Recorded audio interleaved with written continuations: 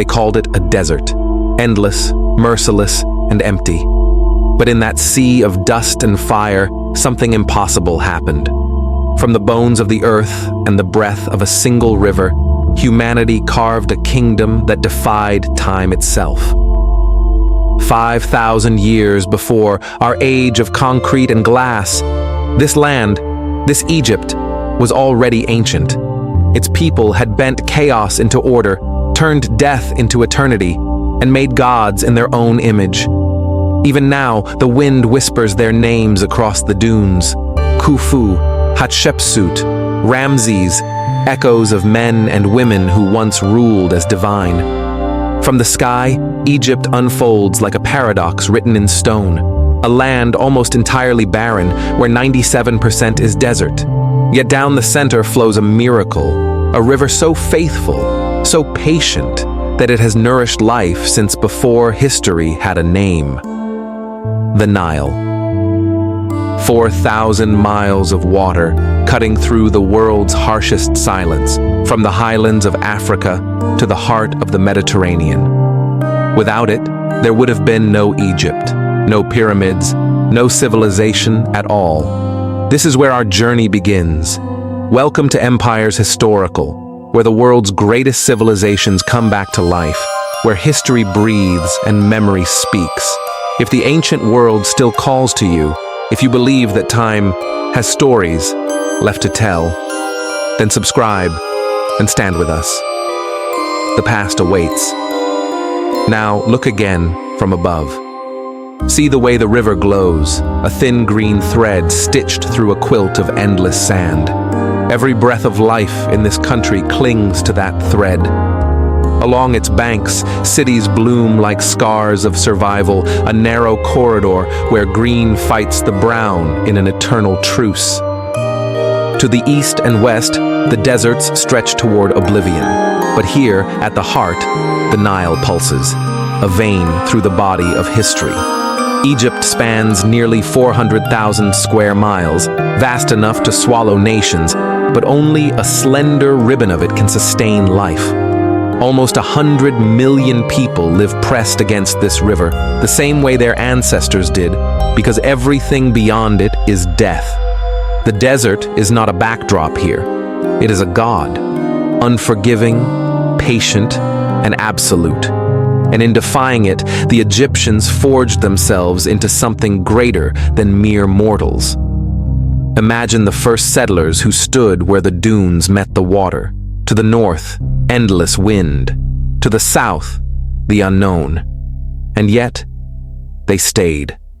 They learned to read the rhythm of the flood, to measure its moods, to dance with the rise and fall of the waters that came from lands unseen. Each year, the Nile would swell, spill, and retreat, leaving behind a black film of silt that turned death into harvest. That dark soil became the foundation of their world, the line between starvation and plenty, between extinction and empire. To live here was to depend on the mercy of a god that was not in the sky, but beneath your feet. The Nile was not just water, it was destiny, law, and faith. It dictated when to sow and when to reap, when to build and when to pray. It became the spine of a civilization that would rise higher, last longer, and burn brighter than any that came before. From the air, you can see the pattern it carved across time. A narrow belt of green clings to both sides of the river, bordered by the barren gold of the Sahara and the eastern desert. Even today, satellites trace the same outline, the living Egypt and the dead. It has always been so. What amazes is not that Egypt grew here, but that it survived here at all. For every breath of cool air from the river, the desert answered with fire. For every grain of fertile soil, there were miles of wasteland. To build a home here was an act of defiance. To build a civilization, an act of faith. And yet, they did. They built not just homes, but monuments for eternity. They dreamed in stone and made the impossible their daily craft. Perhaps that is why Egypt still captures us. because it is not a story of comfort or peace. It is the story of struggle made sacred. Every field, every temple, every tomb began with the same prayer that life could endure the impossible. And somehow, it did. When the flood came each year, the people called it a miracle. When it failed, they called it judgment. The Nile was both savior and tyrant, and Egypt learned to love it for both. They built gods around its moods. Hapi, the spirit of the flood. Osiris, the god who dies and rises again, like the river itself. In this cycle of life and death, they saw eternity. And from that eternity, they built order.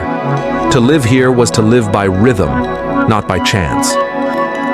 The ancients marked the river's height with sacred wells, nilometers, chiseled deep into rock. Each line was a prophecy. If the water rose too high, the flood would devour. If too low, the fields would starve.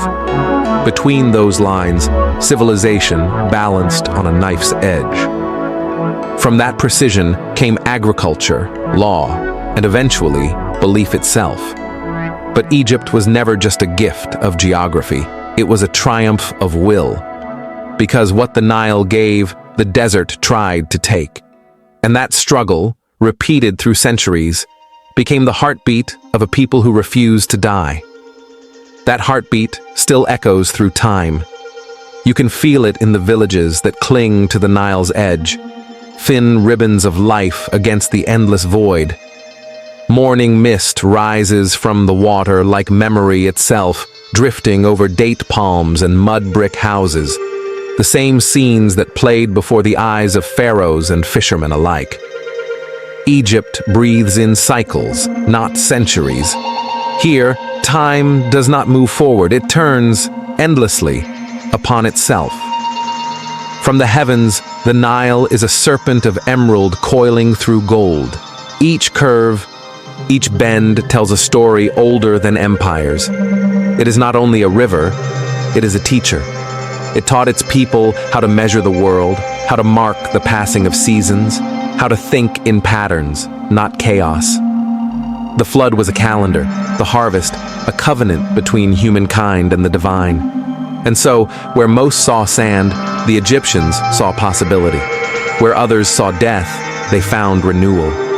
Even today, to fly above this land is to witness a miracle of endurance. The contrast is brutal, yet beautiful. The sharp line where green life halts and desert begins. It is as if the world were divided by the hand of a god, saying, thus far, and no further. And within that fragile border, millions have lived, dreamed, and prayed for 5 millennia. Civilization, in its purest form, is not the conquest of nature, but a long negotiation with it. The Nile demanded respect. It rewarded patience.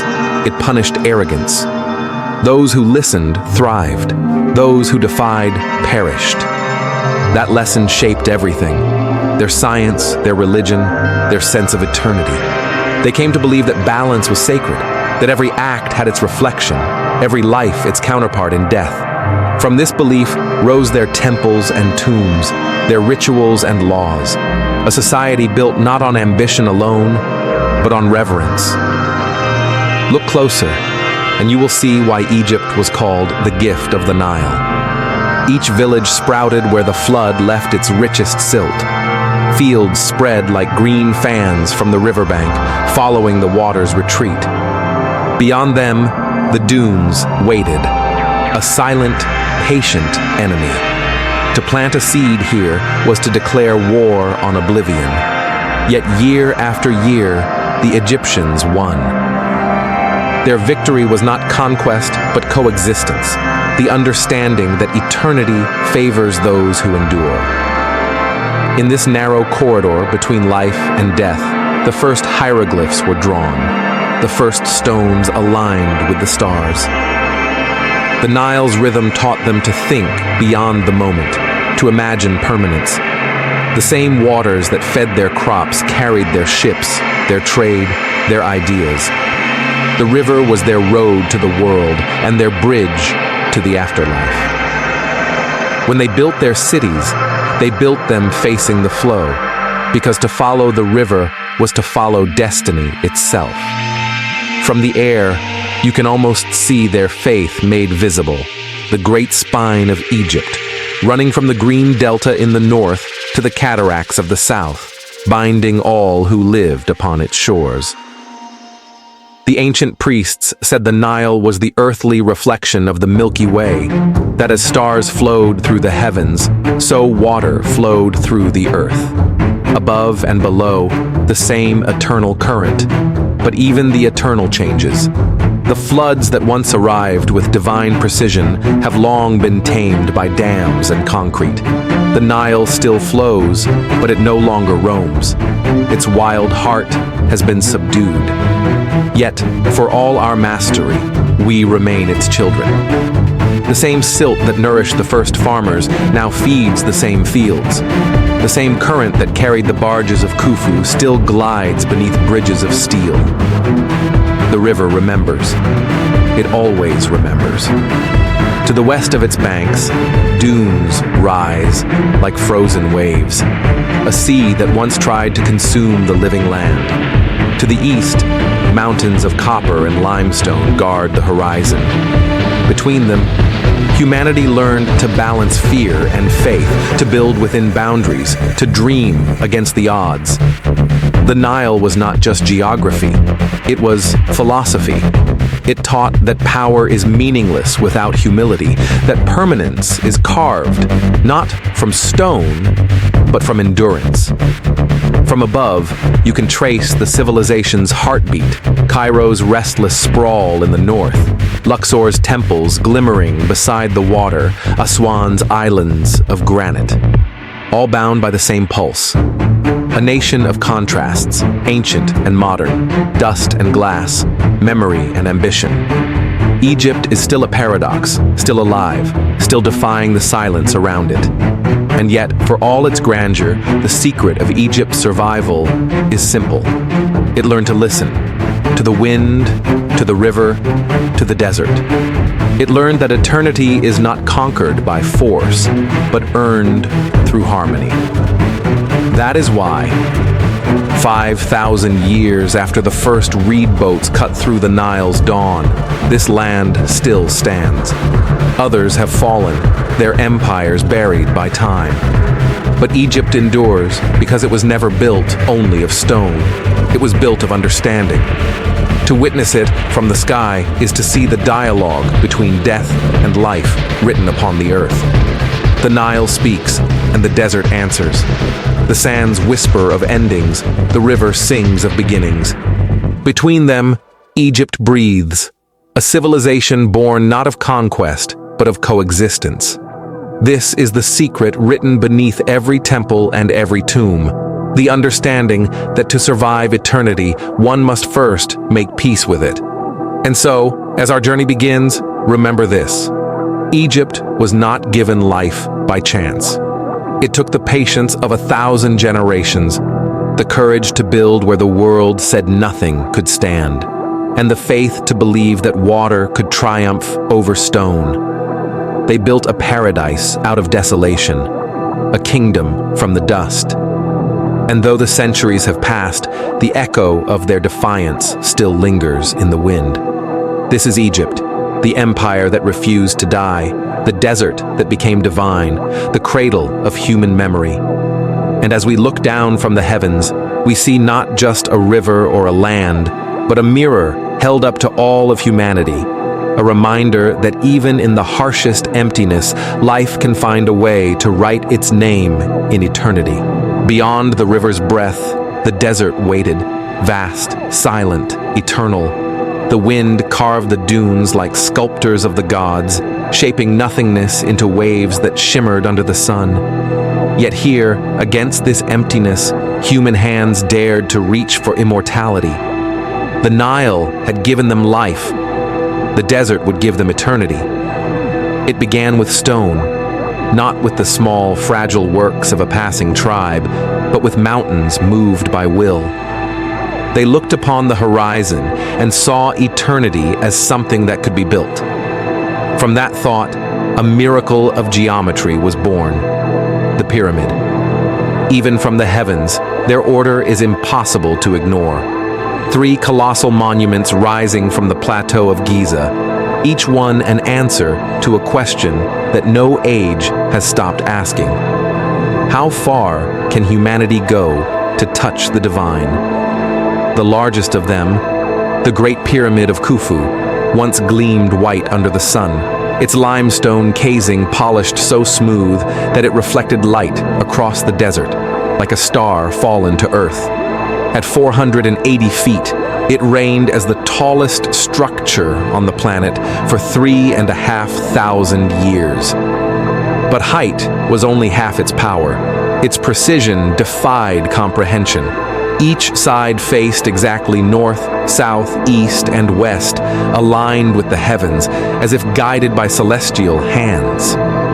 2 million stone blocks, some weighing more than a car, fit together so tightly that not even a blade of metal could slide between them. What could drive a people to build something that mocked mortality itself? Faith, perhaps, or fear, or the quiet, relentless conviction that death was not an ending, but a doorway. Beneath the shadow of those massive stones, an entire world once lived and labored. For centuries, we believed the pyramids were the work of slaves, driven by cruelty and despair. But the sands have since confessed another story. Just beyond the plateau lies the remains of a lost city, a workers' village that once pulsed with life and purpose. Here, archaeologists have uncovered bakeries where thousands of loaves were baked daily, breweries that poured rivers of beer, granaries filled with wheat, and workshops echoing with the rhythm of hammers against copper tools. This was not a camp of bondage, but a community of craftsmen, builders, and dreamers who believed they were serving eternity itself.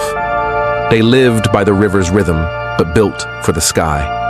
Each day, as the sun rose over the Nile, teams of men marched to the plateau, hauling limestone blocks along causeways slick with water and clay. They sang as they pulled, their voices echoing through the valley, a chorus of devotion to gods who promised immortality in return for toil. Mark Lenner, a man of our time who has devoted his life to deciphering theirs, once said that the first sight of Khufu's pyramid can change the direction of a lifetime. Perhaps it changes more than that. For within its perfect symmetry, there lies the mystery of humankind's oldest dream, the desire to leave behind something that time cannot erase. To see Giza from above is to glimpse a paradox. These monuments, built for death, have given life to the very idea of civilization. Around them, Cairo swells, a living city built in the shadow of the dead. The past and the present breathe the same dust. The camels tread where kings once walked. The air hums with the mingling of prayer and memory. And yet, the pyramids remain untouched, as if they exist not in time, but outside it. The desert moves, the city grows, the people change. But the stones endure, patient and silent, witnesses to every age. To understand how they were raised is to understand the Egyptian soul. They believed that the universe was not chaos, but design, that order itself was divine. Every block laid was a prayer, every ramp a hymn to balance and purpose.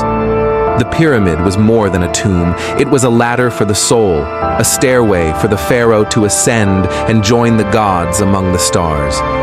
But stone alone could not lift such weight. The builders called upon the Nile itself to assist them. Recent discoveries show evidence of ancient canals and harbors, now buried under centuries of sand that once stretched to the base of the plateau. Each flood season, as the river rose 7 meters, they harnessed its power to float limestone from quarries miles away. What modern machines would struggle to move, they carried with water, patience, and will. It was an engineering feat as poetic as it was practical, a civilization using the gift of life to build monuments to death. In their faith, death and life were not opposites but mirrors, each feeding the other. To construct a tomb was not to surrender to mortality, but to master it. Standing before those pyramids, one feels small but not diminished. The stones seem to breathe. They hum with the vibration of thousands of hands that once placed them, a collective heartbeat turned to granite. This was humanity at its most fragile and its most divine. For the Egyptians, the pharaoh was not merely a man, but the axis between earth and heaven. His tomb was not a grave, but a vessel, a ship of eternity sailing through the afterlife. Within its chambers, treasures were buried, not for greed, but for continuity, symbols of what the king would need beyond the horizon of death.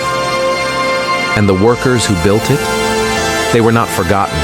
They carved their own names into the stone, leaving graffiti that still survives. The drunkards of Menkaura, the friends of Khufu. They laughed, they labored, they believed. Their humor and humanity outlasted their flesh, preserved in the very walls they raised. As centuries passed, the desert began to reclaim its silence. The builders were gone, their songs swallowed by the wind. But the pyramids remained, immovable, immutable, as if carved from the bones of eternity itself.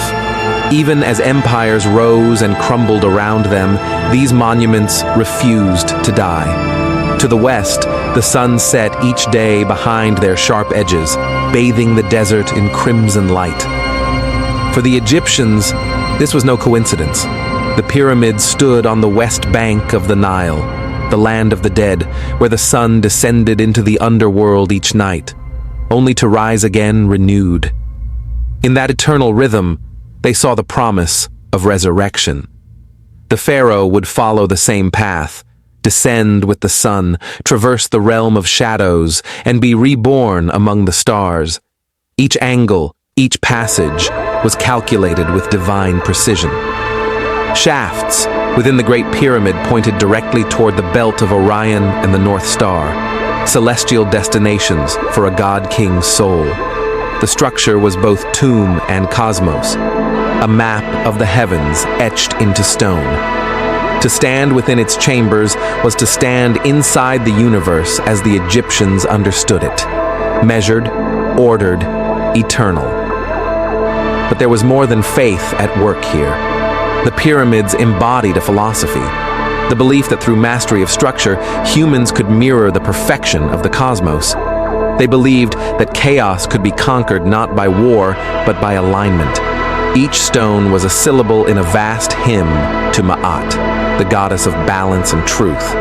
To build was to create harmony. To achieve harmony was to approach the divine. That idea, the pursuit of order as the path to eternity, became the foundation of Egyptian civilization. It is why their cities were planned with such symmetry, their temples with such grace, their art with such stillness.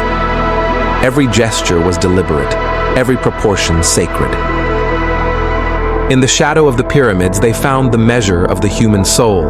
Modern science can explain how they built these wonders, how sledges slid over wet sand, how ropes and levers multiplied force, but it cannot explain why they endured.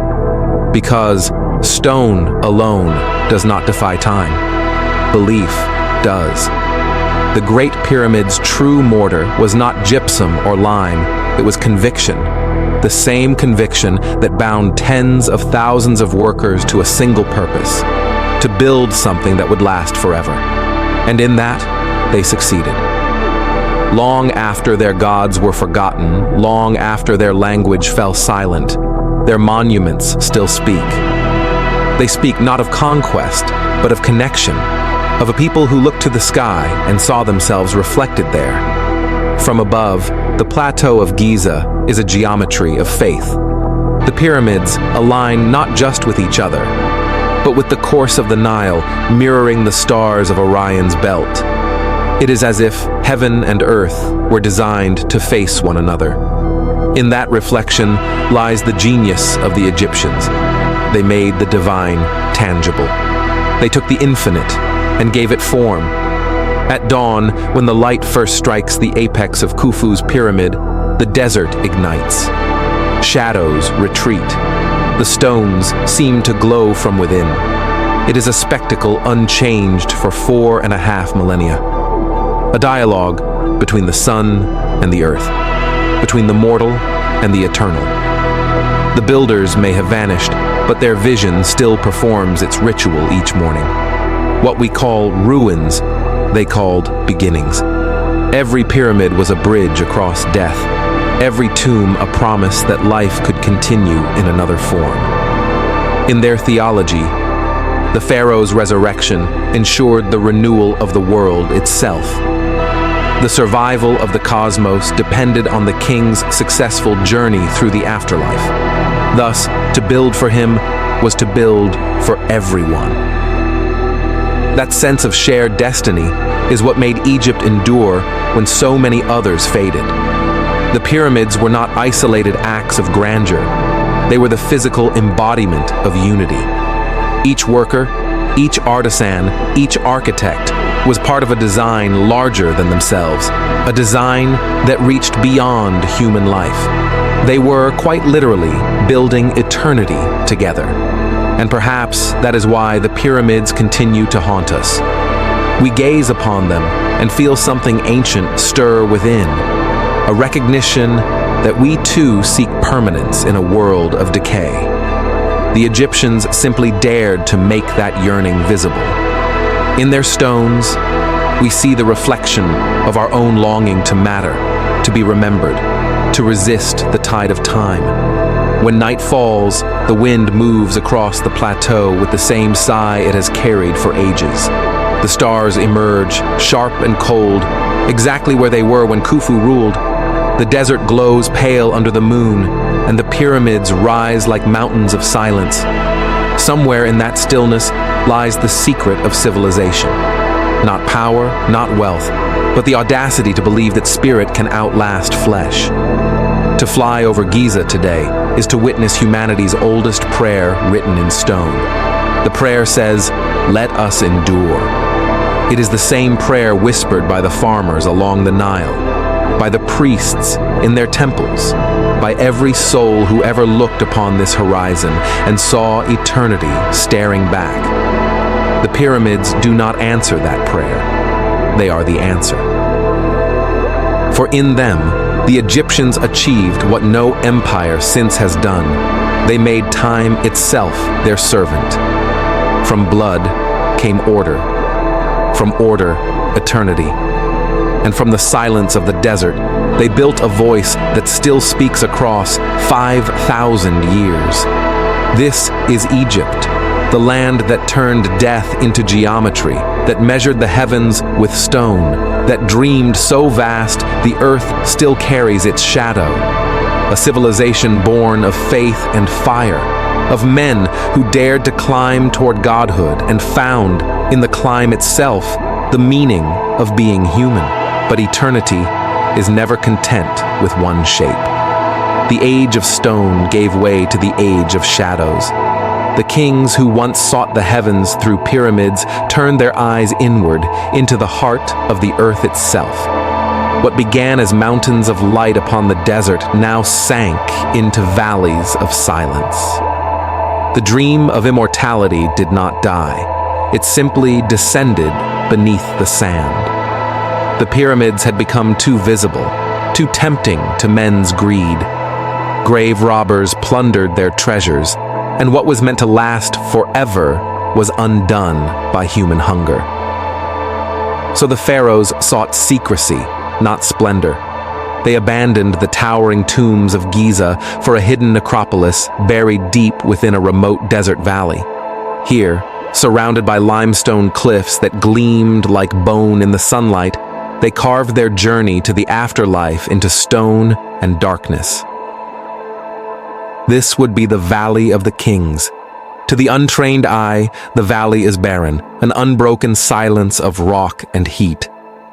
Yet beneath its surface lies an empire of the dead, corridors that twist through the mountain like veins of gold, chambers painted with stars and gods, walls that sing the hymns of resurrection. 63 tombs are known, perhaps more still sleep undiscovered. In each, a pharaoh waits for dawn. Every passage is both map and prayer. The journey from life to eternity unfolds along these corridors. The king sails through the underworld, guided by divine boats, challenged by monsters, blessed by Ra as he rises again. In this way, the Egyptians turned death into a journey rather than an end. They believed that what was buried must be reborn, that what sank into night would one day rise with the sun. The Valley of the Kings became the mirror of the sky, the constellations carved not above, but below. And yet, not even sacred secrecy could protect eternity forever. Thousands of years later, one tomb would awaken and change history. It was 1922. A modern pharaoh of discovery, a man named Howard Carter, had searched the valley for 7 years without success. Sponsors lost faith. Excavations were halted. But Carter refused to yield. He was certain that one tomb still lay hidden, a whisper beneath the dust. On November 4th, his workers uncovered the first step. Weeks later, the sealed door appeared, stamped with the royal cartouche of Tutankhamun, the boy king. When Carter broke the seal and peered inside, the modern world held its breath. He raised a candle and the light touched gold. Everywhere, gold upon gold, the sheen of immortality preserved through 3 millennia. He saw statues, chariots, thrones, and in the heart of it all, a mask, the face of a god fashioned from beaten gold and lapis lazuli.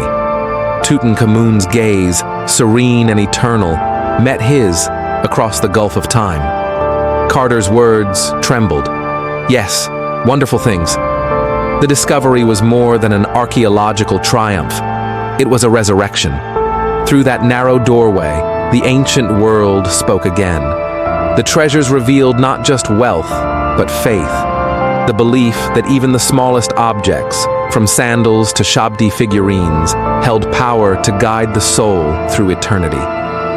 Each item was placed with intention, each amulet, a whisper of protection.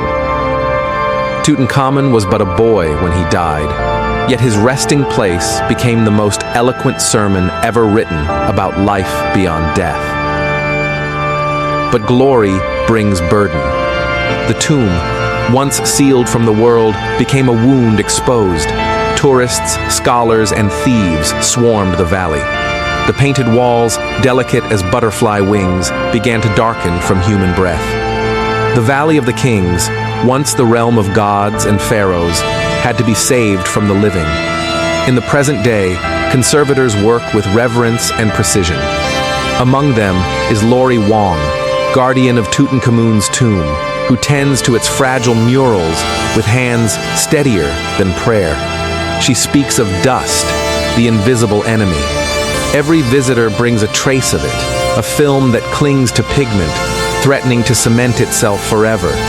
So they installed Brethim itself into machines, ventilation systems that cleanse the air, preserving eternity one molecule at a time. In a world of decay, preservation has become its own act of faith. Even now, standing within that tomb, one feels an overwhelming silence, a silence that hums. The colors are still vivid, deep ochres, sky blues, and the radiant yellows of eternity. Gods stride across the walls, their arms outstretched, guiding the boy king toward immortality. The space is small, humblingly so. Yet within those few meters, the Egyptians achieved what no empire of power could. They conquered oblivion. Outside, the valley lies bathed in light, the cliffs glowing like the ribs of the earth. Each shadow conceals another doorway to forever. Archaeologists continue to search, not for treasure, but for understanding. Why humanity's oldest dream, defiance of death, found its purest voice here. Perhaps because this place was never meant for kings alone. In the quiet symmetry of these tombs lies a universal hope that memory might outlive flesh. The Valley of the Kings is not merely a cemetery. It is civilization's heartbeat turned inward. Every corridor whispers a philosophy older than language, that death is not destruction but transformation, not silence but song. In that philosophy lies the essence of Egypt itself, a nation that learned to turn endings into beginnings, to carve permanence out of impermanence. When we look upon the valley today, we are not gazing at ruins.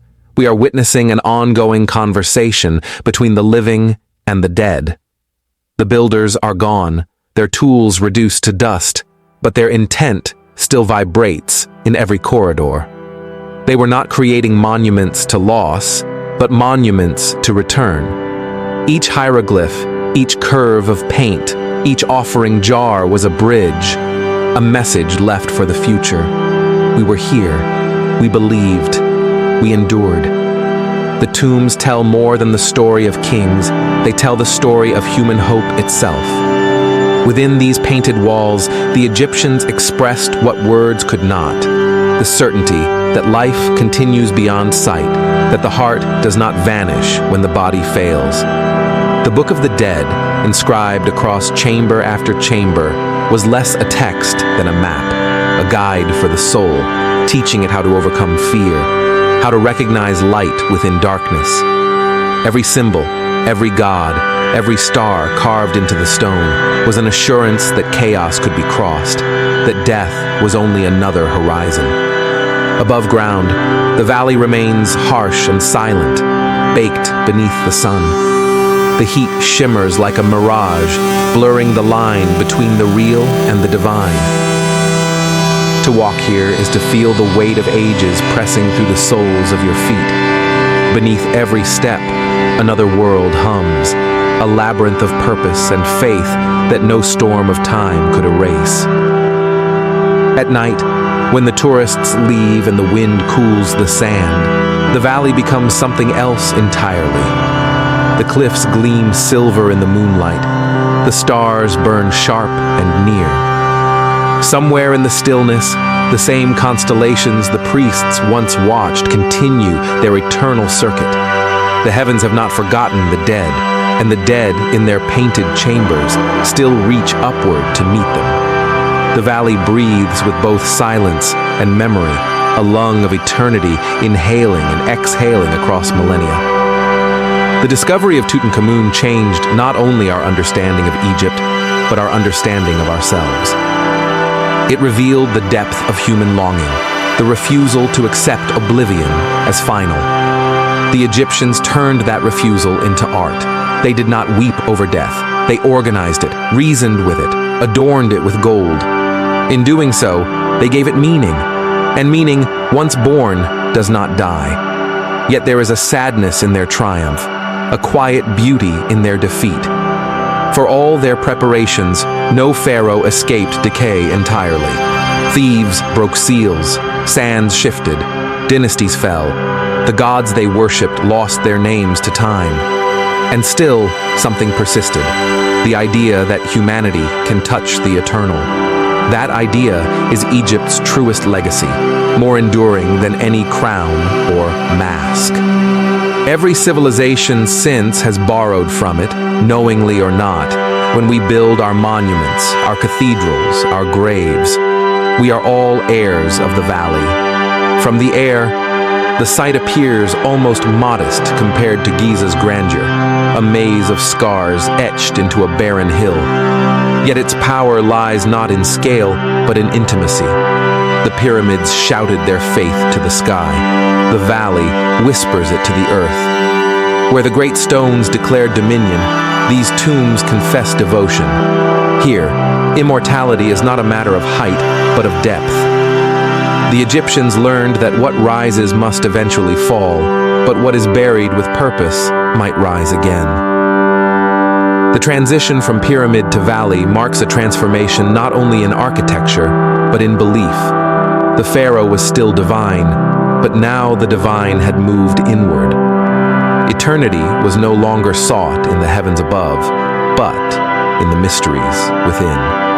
The journey to the afterlife became personal, introspective, a voyage of the soul through shadow toward understanding. In this evolution, Egypt matured from monument to philosophy, and that philosophy lives on. Modern explorers and conservators who work in the valley today echo the devotion of the ancient priests. Their tools are cameras and brushes instead of chisels, yet their goal is the same: preservation of what was meant to be eternal. Each flake of pigment saved, each inscription recorded, is a modern act of worship. In their care, science and faith intertwine, the precision of measurement becoming a form of prayer. There is something profoundly human in this continuity. Across 5,000 years, the tools have changed, the languages have died, the gods have fallen silent. But the impulse remains, the same stubborn hope that beauty can outlast death. When you stand at the mouth of the valley and the wind rises, it feels as though the past exhales through you. The air itself seems older, heavier, thick with memory. And when the sun climbs over the eastern cliffs, lighting the barren hills in gold, the valley reveals its final truth. The Egyptians never sought to escape death, they sought to master it. They accepted its inevitability, but refused its finality. In their defiance, they built something greater than themselves, a mirror for all generations to come. To gaze into that mirror is to see the reflection of our own mortality and our own desire to transcend it. Even as we look upon these tombs with modern eyes, surrounded by tools of science and progress, we remain humbled by the same mystery that haunted them. Why do we build, knowing that all things end? Why do we paint our walls with the promise of another dawn? The Egyptians answered not with words, but with stone, because to create is to resist oblivion, and to remember is to live forever. The Valley of the Kings stands today not just as a relic, but as a reminder, a whisper from the deep earth that life and death are not enemies, but twins. They chase one another endlessly, each giving meaning to the other. That is why the Egyptians carved their faith into the bedrock of silence, so that even when time forgets everything else, the stones themselves will remember. And as the wind sweeps through the canyon one more time, carrying the dust of ages into the endless desert beyond, we follow its breath toward the horizon. Beyond the cliffs lies the open waste of Sinai, where life must fight again to survive. But here, before we leave the valley, we understand. Immortality is not a place, it is a state of the soul. Beyond the valley of the dead, the living desert begins. The cliffs fade into dunes, the tombs into silence, and the eternal gold of the horizon swallows all trace of kings. Here, the land no longer belongs to monuments or memory. It belongs to the wind. The desert does not preserve, it erases. It strips away everything that pretends to endure, leaving only those who have learned to need nothing. The Sinai Peninsula stretches out like a scar between two seas, its mountains rising sharp and dry against the endless sky. Rain visits rarely, sometimes once a year, sometimes not at all. The air itself seems older than time, heavy with salt, ancient with solitude. For millennia, few have dared to live here. Those who did were called Bedouin, the people of the wind. To outsiders, they seem like ghosts of the desert, silhouettes moving across the sands with their herds, their camels, their songs. But to the Bedouin, this emptiness is not death. It is a teacher. In the silence, they have found rhythm. In the heat, endurance. In the void, freedom. They have learned what every empire forgets, that survival is not domination, but harmony. Each dawn, when the sun lifts like a blade of fire over the Sinai, the Bedouin rise with it. The women weave cloth from goat hair. The men prepare the herds for the long day's march. Every gesture is deliberate, every movement shaped by centuries of repetition. They walk the same paths their ancestors walked 2,000 years ago, reading the wind and the rock as if they were scripture. Among them lives a woman named Kudra, widowed, wiry, her face carved by sun and time. She moves with a grace that comes only from necessity. Her goats bleat softly as she guides them through a valley of dust and thorn. There is no map, no compass, only the memory of the land imprinted within her. She knows where the water hides, where a few stubborn tufts of grass still cling to life. To watch her walk is to witness a dialogue between human and earth, ancient and unbroken. This desert teaches you to move, she says. If you stop, you die. Her words are not metaphor. Stillness here is surrender. The Bedouin survive by motion, gathering wood, fetching water, tracing invisible trails between wells and wadis. Their lives are a rhythm, an endless circling, like the wind that shapes the dunes anew each day. There is a purity in their struggle, a kind of peace born from hardship. Kudra crushes a dry plant between her palms, the agrum. When mixed with water, it foams into a natural soap. It cleans the hands, she smiles, and the heart. In a world of scarcity, nothing is wasted. Not a drop of water, not a sliver of shade, not a moment of daylight. This is not poverty, it is precision. The Bedouin know that excess is a kind of blindness, that abundance dulls the senses. In the desert, every grain of sand is a decision. As the day grows fierce, the air shimmers, the horizon bends. The desert plays its tricks. Mountains turn to mirage, distances to illusions. Yet the Bedouin do not curse it. They understand it. The desert does not lie. It simply demands that you look harder. The land shows you who you are, Kudra says. If you are weak, it kills you. If you are patient, it feeds you. She kneels and scoops a handful of sand, letting it slip through her fingers. This is the same sand that buried kings, she adds, and still, we walk on it. In her words lies the desert's quiet theology. The Bedouin do not pray for mercy from the earth. They honor its cruelty as truth. To live here is to accept impermanence as law. Tents are raised and taken down within hours.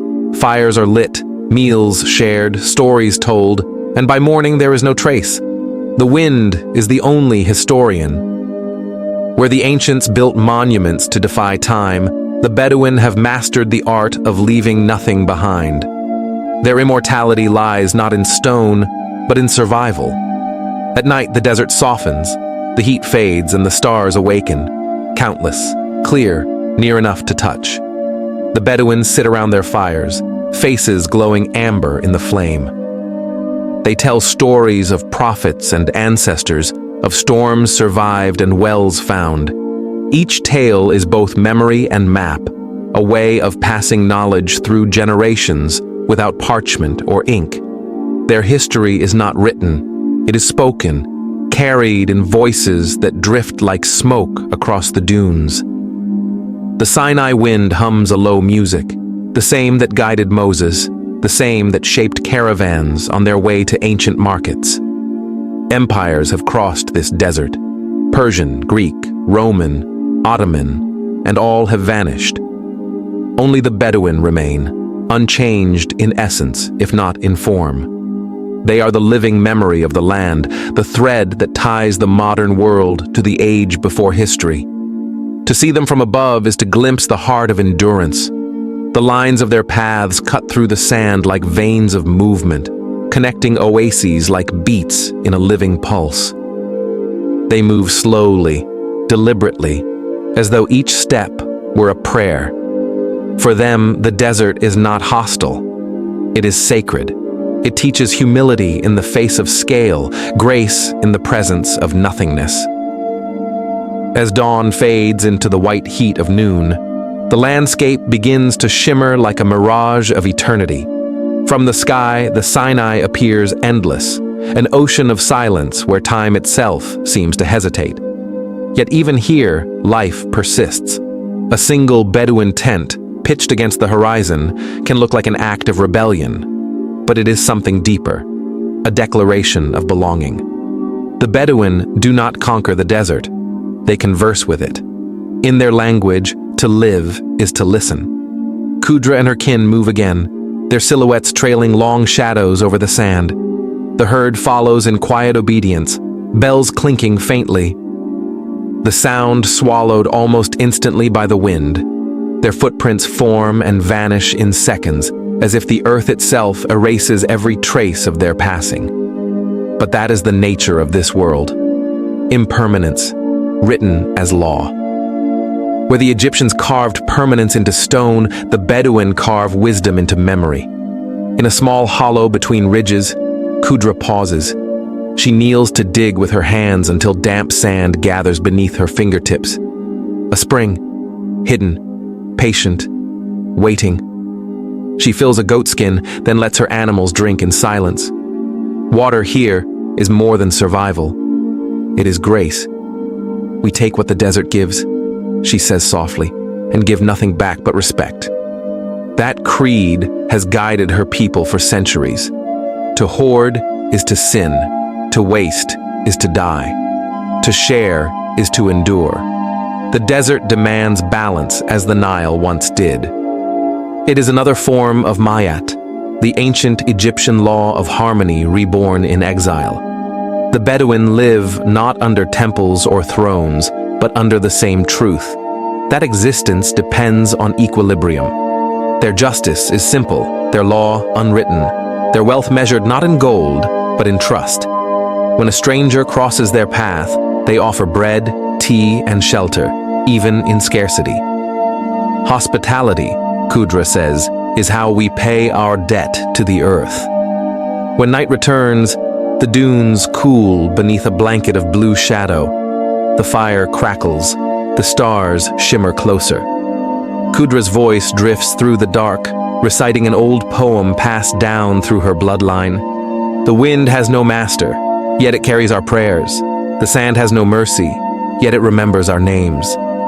Around her, the younger ones listen in reverence. In these stories, the desert becomes scripture. Each line carries both warning and blessing. The Bedouin do not separate survival from spirituality. They are one and the same.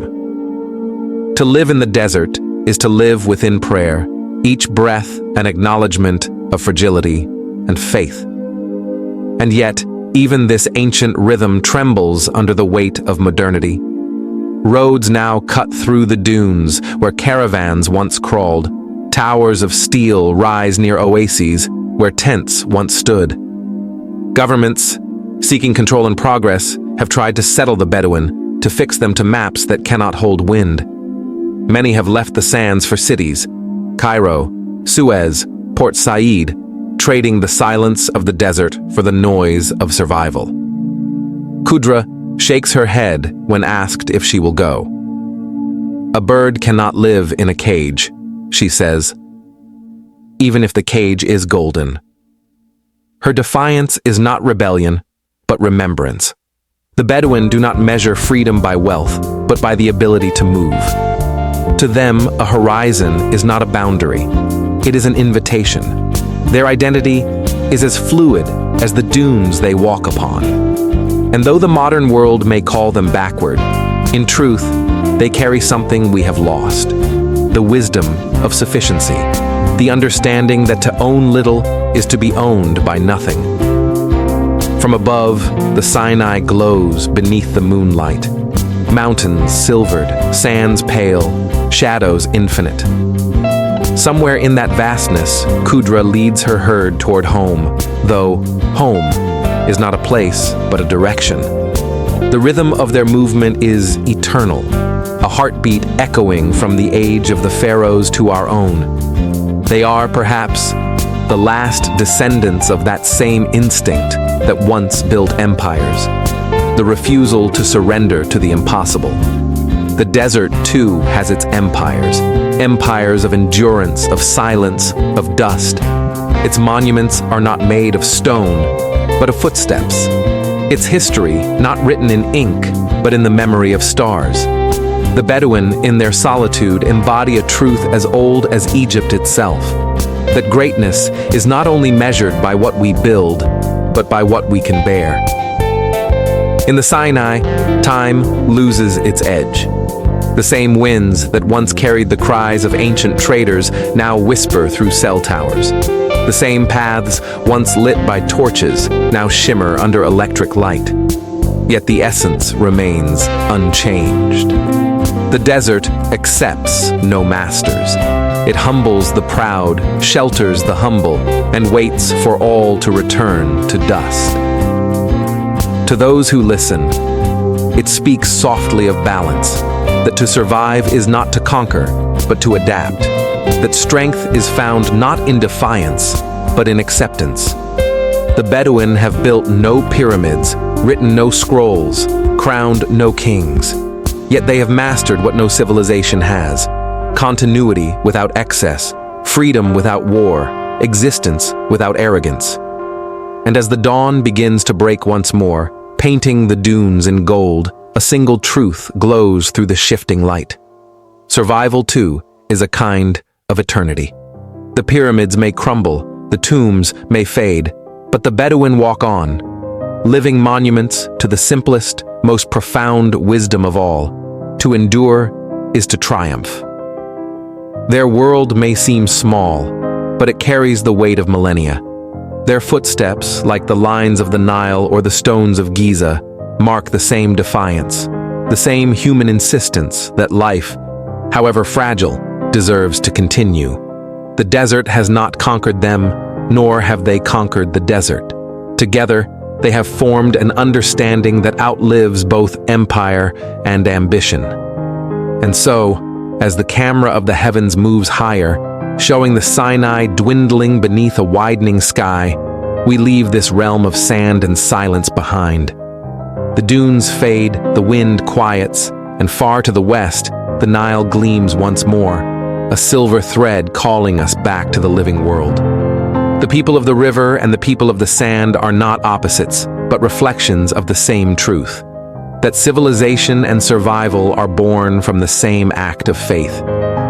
Beyond the horizon, the sound of water returns, a faint murmur growing stronger with each heartbeat. It is the pulse of the living empire, the order of men who shaped the desert into harvest, who built roads, temples, and cities from the same dust that now cloaks our skin. There, where the river meets the sun, begins the next chapter of Egypt's eternal story. From the emptiness of the desert, the river returned, and with it, life began again. The Nile shimmered like a thread of order laid upon chaos, a living boundary between the world of silence and the world of creation. Along its banks, humanity learned not only how to survive, but how to organize survival into destiny. Here, in the heart of ancient Egypt, civilization found its rhythm. The Nile no longer merely gave water, it gave meaning. Every rise of the flood, every fall of the current, became an act of divine instruction. The people watched, measured, learned, and from that knowledge, they built the first great system the world had ever seen, a society woven together by order. Each year, the river rose with the rains of Ethiopia, swelling beyond its banks and covering the land in a blanket of fertile silt. When the waters receded, the black earth remained, a gift but also a challenge. Too much flood and villages drowned, too little and famine spread. Between abundance and ruin lay the delicate balance that shaped a nation's soul. To master that balance, the Egyptians created a masterpiece of coordination. They built canals that curved like veins through the land, dikes and reservoirs that held the pulse of the river steady, and sluices that carried life where it was needed most. These were not simple constructions. They were expressions of philosophy, of a people learning to imitate the gods by imposing harmony upon the world. In the shadow of temples and tombs, another kind of monument rose: the irrigation basin. It did not glitter with gold or reach for heaven, yet it was the foundation of empire. Here, farmers bent to the soil with quiet devotion, guided by the same calendar that aligned the stars above. The flood marked the beginning of the agricultural year. Akhet, the season of inundation, followed by Pere, the season of growth, and Shemu, the harvest. 3 seasons, 1 heartbeat. To maintain this rhythm required something new: administration. From the smallest village to the royal court, scribes recorded every measure of water, every harvest of grain. Papyrus scrolls filled with neat columns of numbers, the world's first records of governance. In their meticulous lines lay the blueprint for bureaucracy itself. Egypt's miracle was not only in stone, it was in organization. And above this structure stood the pharaoh, the living axis between heaven and earth. His duty was not only to rule, but to preserve Ma'at, the sacred balance of truth, order, and justice. Without Ma'at, the flood would fail, chaos would return, and the world would dissolve into darkness. The pharaoh's crown was therefore more than a symbol of power. It was the weight of responsibility for the rhythm of existence. Imagine the sight: fleets of boats drifting along the river, laden with grain, papyrus, stone, and people. At sunrise, priests at Thebes and Memphis performed the same rites to greet the sun, uniting the land through ritual. The temples doubled as treasuries, schools, and courts. The state was not a machine of conquest, but of coordination, a vast living organism breathing in unison with the river. From above, Egypt appeared like a body animated by divine geometry. The Nile its spine, canals its veins, fields its skin, temples its heart. Everything had its place, every place had its purpose. Even the animals, oxen in the fields, ibis by the shore, cats guarding the grain, were woven into the tapestry of sacred function. To the Egyptians, order was not imposed by force, but revealed through participation. They believed the universe itself was born from chaos, from the dark waters of Nun, until the first mound of creation rose and gave birth to Ra, the sun. Their civilization was a mirror of that myth. The Nile was their Nun, the fields their mound. Each harvest, each rising of the sun, reenacted the birth of the cosmos. In their eyes, they were not merely farmers or builders. They were co-creators with the gods. The consequence of this belief was profound. Stability became sacred. For 3,000 years, Egypt remained one of the most enduring civilizations in human history, not because of conquest or invention alone, but because of its devotion to continuity. The Egyptians understood that permanence was not stagnation. It was patience. They built slowly, deliberately, layer upon layer, generation after generation, until even time seemed to obey their will. But order, like the river, must be maintained. Too rigid, and it withers. Too loose, and it floods. The pharaoh's scribes and officials patrolled the land to measure both abundance and decay. Taxes were collected in grain, labor, and loyalty. In return, the state offered protection, food, and faith. It was not democracy, it was symmetry. Each part fed the other, as the Nile fed the land. When famine struck, the priests interpreted it as the loss of Ma'at. When prosperity returned, it was seen as its restoration. Thus, spirituality and economics were never separate. They were reflections of the same truth.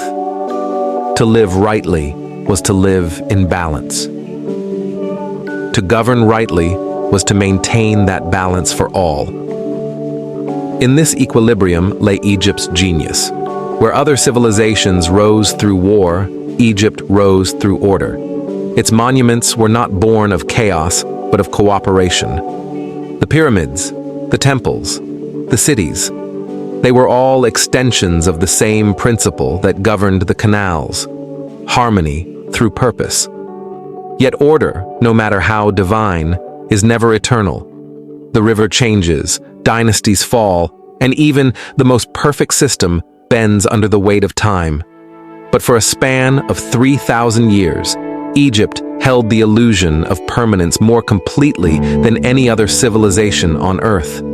It did so not through conquest or cruelty, but through structure, through the quiet miracle of coordination. From the sky, the signs of that order are still visible. The lines of the ancient irrigation basins can be traced beneath the modern fields, their geometry echoing like a fossilized heartbeat. The villages still cling to the Nile's banks in the same narrow strip, where green life meets the gold of death. It is as though the ancient blueprint still governs the land, long after the names of its authors have faded. The people of the Nile understood something fundamental: that power without structure is chaos, and structure without compassion is tyranny. Their genius lay in balance. Even their gods mirrored that balance: Isis and Osiris, life and death, Horus and Set, order and chaos. Each force required the other to exist. Their myths were not fantasy, but allegory, a code for how to endure. Every temple and city became an expression of that code. The Temple of Karnak, rising in colossal pillars beside the river, was not only a house for the gods, but a diagram of creation itself. Light fell through its hypostyle hall like the first rays of dawn upon the world. Priests moved through its shadows in perfect procession, reenacting the daily rebirth of the sun. At Luxor, processional avenues lined with sphinxes joined one temple to another, linking the mortal city to the divine. Architecture became theology in stone, a visible manifestation of the invisible laws that governed both heaven and earth. Beyond the cities, roads stretched into the deserts, lines of commerce and command. Along them moved soldiers, merchants, and messengers, carrying grain from Upper Egypt to the Delta, or gold from Nubia to the royal treasuries. The empire expanded not with the violence of ambition, but with the inevitability of necessity. Order required reach, and reach required roads. What began as canals for water became arteries of civilization. To stand in Egypt was to feel a pattern larger than oneself. Even the daily rituals of life reflected cosmic precision. The farmers plowed when the constellations rose, the masons cut stone to align with the solstice, the priests prayed when the sun reached its zenith. The land was a clock, the sky its face, the people its hands. Time itself became cyclical, not linear, a repeating assurance that what had been lost would return. But order carries a price. In a world so tightly woven, there is little room for change. Stability became sanctified, and innovation was often seen as disturbance. For centuries, Egypt remained serene, while others surged and collapsed. It was both its strength and its fragility. The same calm that allowed it to endure also made it vulnerable to winds of new empires. When foreign rulers came, Hyksos, Persians, Greeks, they did not destroy Egypt's order. They absorbed it, inherited it, and in doing so, became part of its design. For in truth, Egypt's empire was not confined by borders. It was an idea, a way of seeing the world as interconnected, cyclical, sacred. It was an empire of the living, built not upon blood, but upon rhythm. Its greatest export was not gold or grain, but the notion that civilization itself could be a form of worship. Imagine the early morning on the Nile in those days, barges loaded with wheat drifting toward Memphis, fishermen casting their nets into the mirrored water, children playing in the mud while priests chant in the distance. The scent of papyrus and earth rises in the warm air. A scribe sits cross-legged in the shade, recording the weight of the harvest on a tablet of clay. To an outsider, it may seem ordinary. To an Egyptian, it is sacred routine. Through repetition, they created permanence. Through labor, they found grace. This was Egypt's quiet revolution, the transformation of daily life into ritual. To plow was to honor Osiris. To measure the flood was to commune with the gods. To write was to preserve truth. In such acts, they turned survival into sanctity. The empire was not sustained by walls or armies, but by faith in the order of things. Faith that the sun would rise, that the river would return, that justice, however delayed, would prevail. Even today, one can sense that order in the way Egypt moves. The call to prayer echoes across Cairo as it once did across Thebes. The fishermen still read the current as their ancestors did. The Nile still dictates the pulse of the nation. 5,000 years have passed, yet the rhythm remains. The same harmony between chaos and control, between the desert's silence and the river's song. Perhaps that is Egypt's greatest inheritance to the world, the knowledge that civilization is not born from power alone, but from patience. That progress is not always movement forward, but a deeper return to balance. From blood came order, from order, eternity. Those words might have been whispered by the priests of Karnak or by the farmers of the Delta. Both understood that order was not a cage, it was a covenant. And so, the camera of history rises once more, tracing the Nile's glittering spine as it winds north toward the sea. The fields shimmer below, dotted with the same villages that fed the same dreams.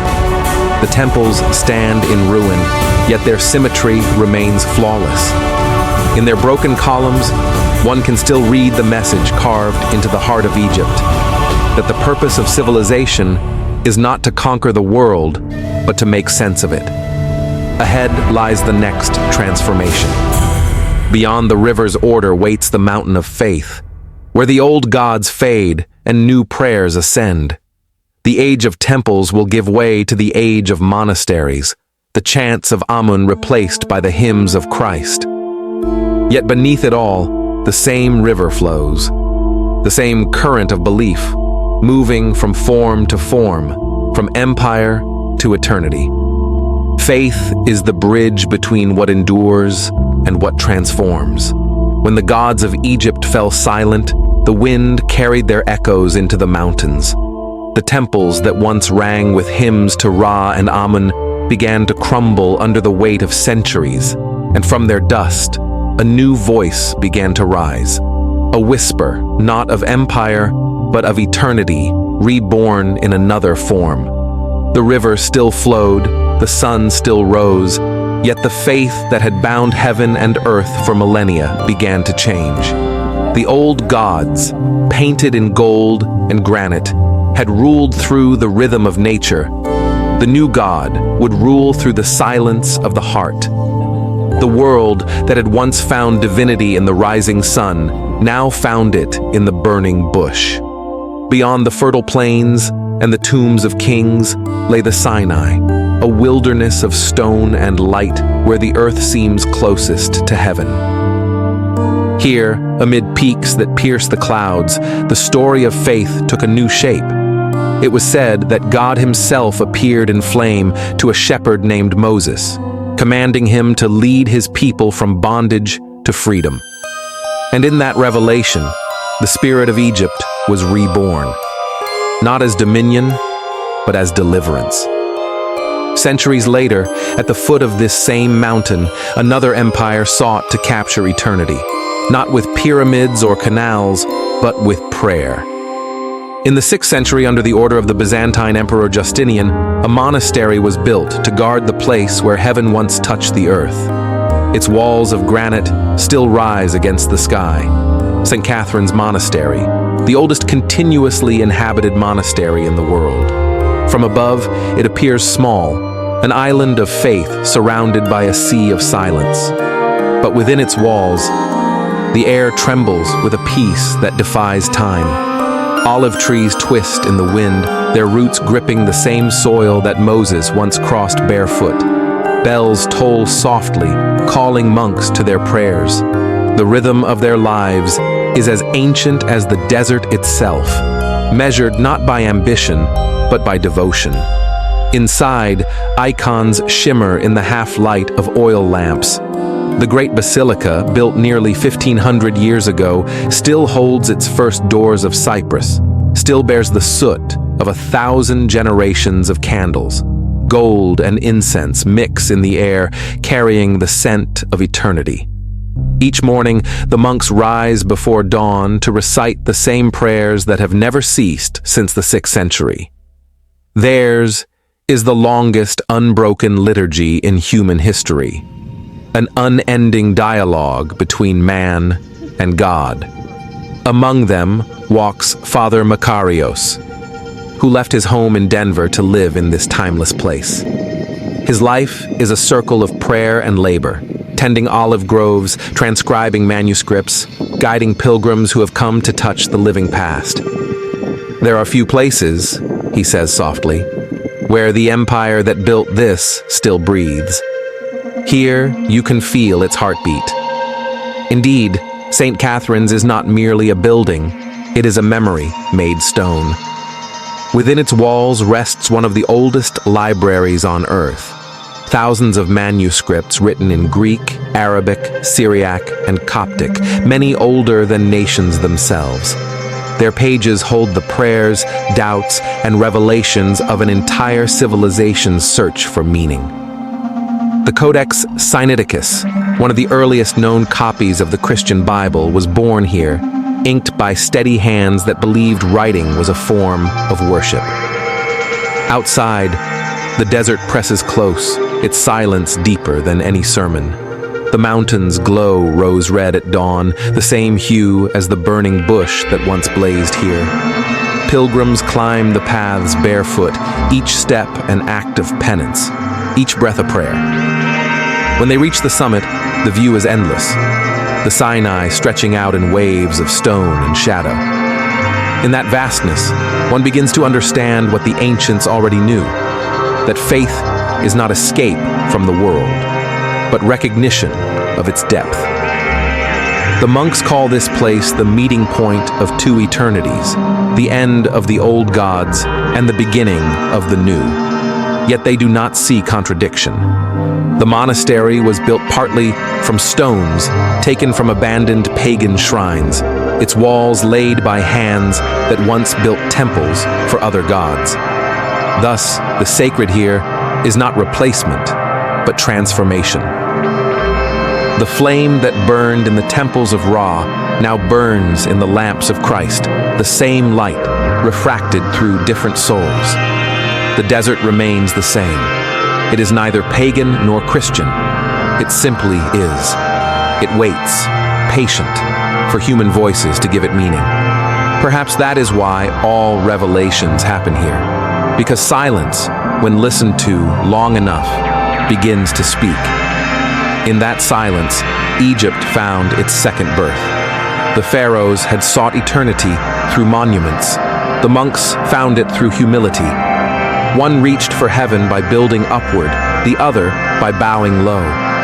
Yet both were driven by the same hunger, the desire to touch what cannot be touched, to make the invisible visible. The bells of St. Catherine's ring again at sunrise, and the valley fills with their trembling sound. It is a music older than nations, carried by wind through the same passes where caravans once moved toward Egypt's golden cities. Every morning, as the monks gather for prayer, the desert listens. The echoes of their voices mix with the sigh of the wind, forming a harmony that seems to bridge worlds, the world of the living and the world of the eternal. Inside the chapel, Father Makarios lights a single candle. Its flame flickers in the cold air, reflecting on the gold faces of the icons. Christ, Pantocrator, the Virgin, the saints who stare through time itself. The wax drips like slow tears onto the stone floor. In that quiet light, one can almost feel the presence of every prayer ever spoken here, layered across centuries, folded into the air itself. Faith in this place is not loud. It does not conquer, it endures. Each chant, each gesture, is a repetition of the first covenant, to live in the presence of the divine, not by sight, but by surrender. For the monks, this is Egypt's true inheritance. The pyramids sought to preserve bodies, the monastery preserves spirit. Outside the walls, the world has changed 1,000 times. Empires have risen and crumbled, Arab, Ottoman, British, modern. Yet the rhythm within St. Catherine's has never faltered. Its walls have withstood invasion, revolution, and the slow erosion of centuries, not by force, but by faith. There is a paradox in its endurance. The weaker it seems, the stronger it becomes. Father Makarios often says, the desert teaches patience, God teaches silence. Both lessons echo the wisdom of the ancients. The old priests of Amun once believed that creation began in silence, that the first sound, the word, called order into being. Here, that silence continues, transformed but unbroken. The chants of the monks are not defiance against time, they are time made sacred. From the mountains above, the monastery glows like an ember in the night. Around it, the vastness stretches untouched. No roads, no lights, only the whisper of wind over stone. It is as though the world has stepped back into its beginning. Pilgrims who reach this place often describe an inexplicable peace, a sense that all the noise of the modern world has been stripped away, leaving only what matters: breath, heart, light. This was Egypt's greatest gift to the world, that faith could be both order and mystery, both discipline and wonder. The same civilization that mapped the stars and measured the floods also sought the unseen. The priests who once charted the heavens now find their descendants in the monks who count their prayers by the rhythm of breath. Science and spirit, logic and love, two halves of the same truth. Through centuries, Christianity spread along the Nile, taking root in the Coptic Church, whose hymns still rise in ancient language. The same alphabets carved into temple walls found new life in Scripture. Even as Islam later came to the land, reshaping its cities and its songs, the thread of the sacred remained unbroken. Egypt did not lose its soul, it learned to speak it in new tongues. In this way, the land became a mirror of faith itself, unchanging in essence, ever-changing in form. From the gods of the sun to the god of the cross, from the hymns of Thebes to the psalms of Sinai, the yearning was the same, to bind the human to the infinite. They made a desert and called it peace. And perhaps they were right, for in the stillness of the Sinai, peace is not absence, it is presence. As twilight falls, the monks of St. Catherine's light their final candles. Shadows climb the walls, and the air cools with the scent of olive smoke. Father Makarios closes the great wooden doors, sealing another day within eternity. He whispers a prayer in Greek, his voice steady, measured, like the ticking of a clock that has never stopped. Kyrie Ellison, Lord, have mercy. The camera of the mind rises again, tracing the line of the mountains down toward the plains where the Nile gleams like a thread of silver. Along that river, churches now stand beside mosques, and both beside the ruins of temples. Their towers and minarets, domes and obelisks rise together beneath the same sun. To those who look closely, it is clear The divine never left Egypt. It merely changed its name. In Cairo, the call to prayer sweeps across the city like the tide of the river. Bells answer from distant cathedrals. Between them, life continues. Merchants open their stalls, fishermen cast their nets, children run through narrow alleys where once processions of pharaohs passed. The sacred is no longer confined to stone. It moves through breath, through the rhythm of a people who have learned to weave eternity into the fabric of every day. For thousands of years, Egypt has spoken one message in many tongues, that faith is not a monument, but a motion, a continuous rising and falling like the river itself. From blood came from order, eternity, and from eternity, transformation. The gods may change, but the yearning remains. The temples may crumble, but the prayer endures. At the end of all things, the desert will remain. The wind will still trace the same ancient paths. Somewhere in the shadows of Sinai, a candle will still burn. And the voice that once spoke from the fire will whisper again. Not to kings, not to conquerors, but to those who still have the courage to listen. Thus Egypt lives on, not as a relic, but as a revelation. A nation that remembers that the sacred is not found in what we build, but in what we keep alive. Its faiths may differ, its empires may fade, but the light that began by the river still burns in the heart of its people. A light born in stone, tempered in sand, and carried through time by the unbroken breath of belief. The past never dies in Egypt. It sleeps beneath the dust, beneath the noise of the living, waiting for the wind to brush away the centuries. From the sky, the land seems unchanged. The same river cutting through the same desert, the same geometry of fields beside the same eternal sun. Yet within that stillness, a quiet revolution unfolds.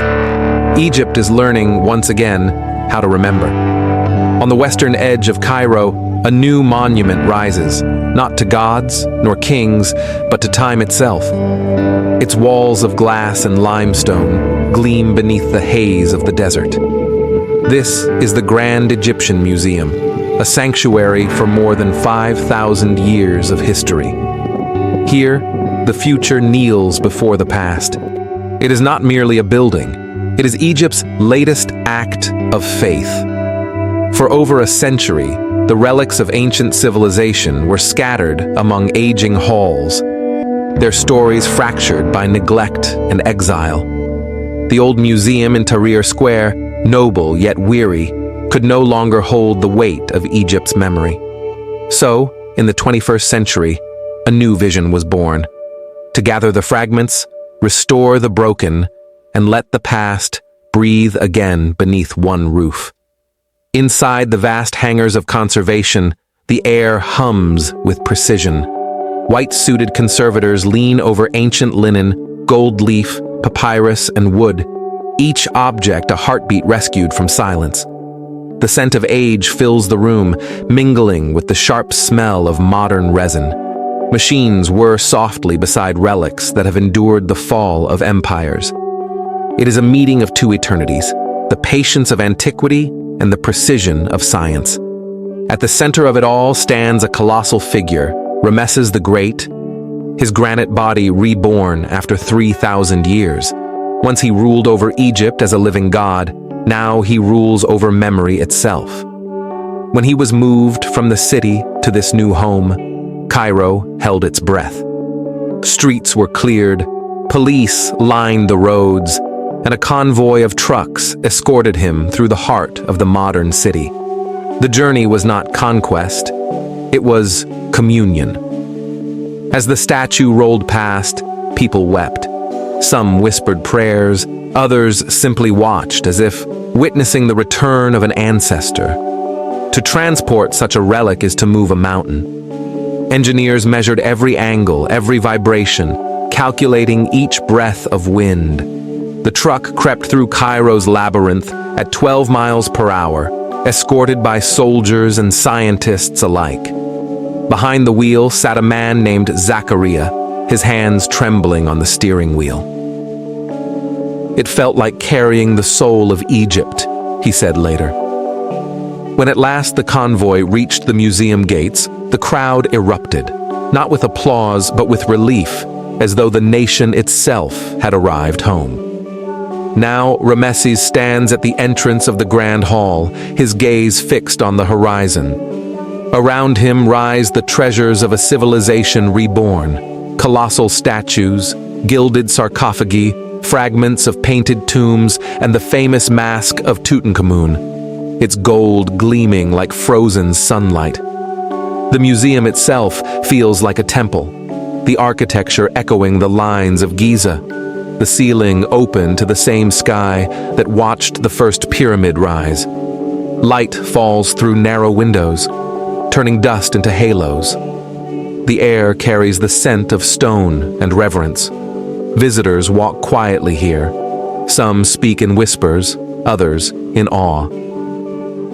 Children press their palms against glass to see the faces of kings and queens long gone. For them, history is not dead. It is a mirror. They see in the smooth lines of the statues their own profiles, in the hieroglyphs, their own language's ghost. Egypt's miracle is that it never truly lost itself. It merely waited for its people to look again. Beyond the museum walls, Cairo roars with life. Horns, engines, laughter, the chaos of 10 million souls. Yet, even here, the echoes of the ancients persist. The fishermen on the Nile still cast their nets by the light of dawn. The farmers in the delta still bless the river before harvest. The call to prayer still ripples across the city like the flood of old. Modernity has not erased the past. It has learned to coexist with it. Perhaps that is Egypt's greatest alchemy, the ability to transform decay into memory, memory into identity. For no nation lives so close to its own ghosts. The same streets that carry cars once carried chariots. The same sun that glints off skyscrapers once warmed the stones of Karnak. To live in Egypt is to live in the presence of time itself, to share the city with the dead and not feel haunted, but honored. History here is not buried, it is inhaled. It seeps through walls, through water, through words. It lives in the gestures of the people, in the rhythm of their speech, in the patience of their eyes. The Egyptians do not merely remember, they embody. Every generation is another chapter written in a story without an ending. And in that story, every ruin is a lesson, every restoration a vow. At sunset, the museum glows like a lantern against the desert's edge. Its glass facade catches the dying light, reflecting both the pyramids to the west and the restless city to the east. It stands between two eternities, the silence of the ancients and the noise of the modern world, holding both without contradiction. To walk through its corridors is to walk through time itself. The air feels heavy with memory, yet strangely alive, as if the stones themselves are breathing again. In one wing, artisans restore fragments of wall paintings from the tombs of Luxor. Each pigment, crushed by hand, is matched with microscopic care. It takes weeks to restore a single eye, months to reconstruct a single hand. Yet they work without hurry. They know they are not fixing the past, they are continuing it. Egypt, after all, never ends. It only pauses between breaths. The director of conservation, Dr. Aisha Zidane, stands before a newly cleaned sarcophagus. The gold leaf shines like morning sunlight. For us, she says, this is not just archaeology, it is respect. Every artifact is a person, every inscription a voice. When we touch them, we are not handling objects, we are listening to ancestors. Her words linger in the air like a blessing. Outside, in the city beyond, cranes and traffic hum through the night. Cairo never sleeps, it vibrates, pulses, swells. Yet amidst the chaos, something ancient still guides its rhythm. The eternal negotiation between order and chaos, faith and survival, the Nile and the desert. Every life here, from the fisherman to the engineer, echoes that old truth. From blood came order, from order, eternity. The museum's grand staircase rises toward a window that frames the Giza plateau. Beyond it, the pyramids stand in the dusk like shadows of thought, monuments to ambition and time. The light fades, and for a moment it is impossible to tell which world belongs to which age. The glass, the stone, the sand, all seem made of the same substance: memory. Above the plateau, the evening wind stirs the sand around the Sphinx. Its face, weathered but defiant, stares east toward the city's neon lights. The gaze of the ancient and the modern meet, one carved from eternity, the other fleeting and bright. Between them lies Egypt's secret, that survival is not the opposite of change, but its proof. As night deepens, Cairo's skyline flickers like a constellation mirrored in the Nile. From above, the city glows, bridges arching across the water, ferries gliding through reflections of gold and blue. Somewhere below, a fisherman casts his net into the same current that once carried the barges of kings. A call to prayer rises, answered by the ringing of a church bell. The harmonies of faiths interweave, ancient and new, as if the land itself refuses division. Egypt does not belong to one god or one time. It belongs to the eternal act of believing. The camera of history pulls higher. From this height, the contrast sharpens. The black ribbon of the Nile cutting through the golden expanse, the sprawl of the city glowing like embers in the dark. Yet from above, it all feels deliberate, as if the land itself had been drawn by a divine hand, a map of destiny etched into the face of the earth. Down below, inside the Grand Museum, technicians lower the final spotlight onto Tutankhamun's mask. The gold surface catches fire in the beam, its features serene, unblinking. That face has watched empires rise and vanish. Now, it watches us. The reflection in its eyes is no longer of priests or kings, but of tourists, scholars, and dreamers. Proof that history is not owned, only inherited. Father Makarios once said, standing in the shadow of Sinai, "Faith and memory are the same. They both require you to listen." In Cairo, those words find new meaning. Every honking car, every shout in the marketplace, every song played by the river is a continuation of the same melody that once filled the courts of pharaohs. Egypt's voice has changed, but its soul has not. For thousands of years, the Egyptians have built for eternity, and, paradoxically, that eternity now depends on their ability to adapt. Climate, population, politics, all press upon the fragile balance that has sustained this civilization since the dawn of time. Yet if history has taught anything, it is that Egypt endures not because it resists the future, but because it transforms it into tradition. In the museum's final hall, a quote is etched into stone: "We are the children of those who built the impossible." The words gleam softly in the dim light. They are not a boast, but a remembrance.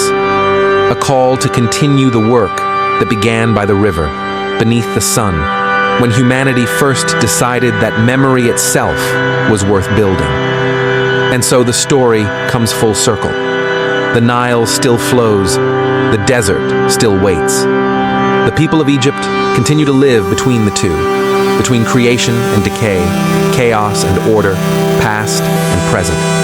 The monuments of the dead now belong to the living, and the living, in turn, are the new guardians of eternity. As the first light of dawn returns to Cairo, it touches the pyramids, the museum, and the waters of the river all at once. The gold of morning spreads across the city like the first sunrise of creation. In that glow, Egypt is not ancient. It is alive. The same light that once fell on the hands of builders and kings now falls on the faces of children walking to school. The same breath that filled the sails of pharaohs now stirs the flags over highways and bridges.